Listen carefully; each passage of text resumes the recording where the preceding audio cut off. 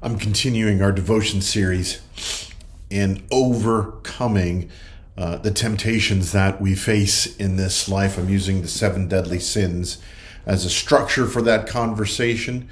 How do we become overcomers? How do we overcome temptation? And today we're going to look at overcoming greed, avarice. Maybe some of us don't feel like we're given to it, but in the West, we are surrounded by wealth, and most of the time we think we don't have any money, which is a clear sign that our relationship with resources and wealth is not as clear-sighted as we think it is. Maybe a quick test is this: if you're a spiritual person, can you separate God's blessing from the state of your bank account and your possessions? If you think God's blessing means that you will have material possessions, it means that greed has begun to color your thinking. And I struggle with it too. You know, there's lots of times being a pastor, I do fine in life, but I don't make as much money as some of my friends from high school or college who've gone into venture capitalism or robotics or some other field. And I think sometimes I just want to be able to buy that ultra definition TV. Maybe that will make my life better. And I go to a store and I just look at it. Maybe I walk into Costco and I see those big TVs there that are so high definition. It's like I'm seeing the world better on that TV than I see it with my own eyes. Will that make my life better? There's an old movie, Wall Street, and Michael Douglas plays an investor named Gordon Gekko. And there's this line as he's making a presentation about capitalism and greed. And I don't want to necessarily associate greed, the temptation, with capitalism, but he's making a point here that I think is interesting and maybe gets to the heart of some of our confusion on this. This is what he says to the crowd that he's talking to. The point is, ladies and gentlemen, that greed, for lack of a better word, is good. Greed is right. Greed works. Greed clarifies, cuts through, and captures the essence of the evolutionary spirit. Greed in all its forms. Greed for life, for money, for love. Knowledge has marked the upward surge of mankind. And in America, there's a lot of us, even if we want to hold on to a spirituality and morality, there's something compelling about his argument. Greed. Does it make our life better? Definition of greed from Merriam-Webster's dictionaries is it's a selfish desire to have more of something, especially money. And by Gordon Gekko's estimation, and the estimation of many economic theorists, greed is what made America great. Now, is that true?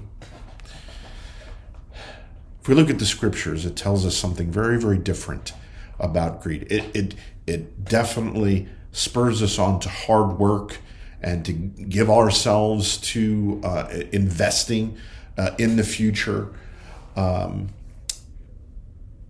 that's not what makes us great. And in fact, Jesus warns against greed. We see it very early in the scriptures. He who loves money, this is in Ecclesiastes 5:10, he who loves money will not be satisfied with money, nor he who loves wealth with his income. This also is vanity. Jesus talks about how greed can twist relationships and break family ties. There's an account in Luke chapter 12 where 2 brothers come to Jesus, or at least one of the brothers does, and says, we're trying to divide up the inheritance, and he's not cooperating. Luke chapter 12, beginning in verse 13. Someone in the crowd said to him, Teacher, tell my brother to divide the inheritance with me.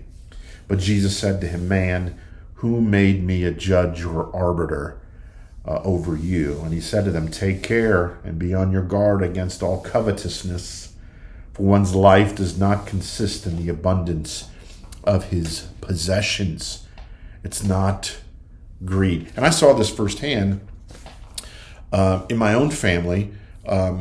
Actually, it was a very good outcome, but I saw the potential of real conflict. My mother passed away last December, and everything was supposed to be divided evenly. But there was a possession, a car, and okay, who gets the car? And I asked for the car, and then to be compensated, or to compensate everybody with getting a little bit less money than everybody else. And my sister, who is the executor of the will, was very concerned with making sure we got it down to the last penny, so no one felt like they were going to be cheated. And in our family, we were all, it's all good, don't worry about it, it's all fine. But I saw that if we had had a different disposition, this could get very ugly very fast. And in fact, my sister, who works in business and as an accountant, she saw all kinds of these things go bad. So she took special care to be fair. But if we had been money motivated and possession oriented, it could have destroyed our personal relationships, our family relationships. Greed does not make us great. Greed can twist us and make us ugly. Jesus points it out again in Matthew chapter 16, verse 25. Whoever would save his life will lose it, but whoever loses his life for my sake will find it. For what will it profit a man if he gains the whole world and forfeits his soul? Greed is turning money into an idol where we worship at it. And this twists us. It's bad for our souls. It's bad for our relationships. It makes us ugly. We need to put God at the center. And God loves us. And we respond in loving him and loving our neighbor. We work hard. We work hard for each other. Maybe we even create wealth in the process. And that can be a blessing. But what stays at the center is not our possessions, not our wealth, not greed, but love. Love for God and love for each other. And that's the way we overcome greed, not by battling it head on, but by displacing it with a true object of worship, the Lord, and following his lead, loving him and loving those made in his image. Do not be overcome by evil, but overcome evil with good. I pray you can overcome the temptation to greed. Blessings on you all.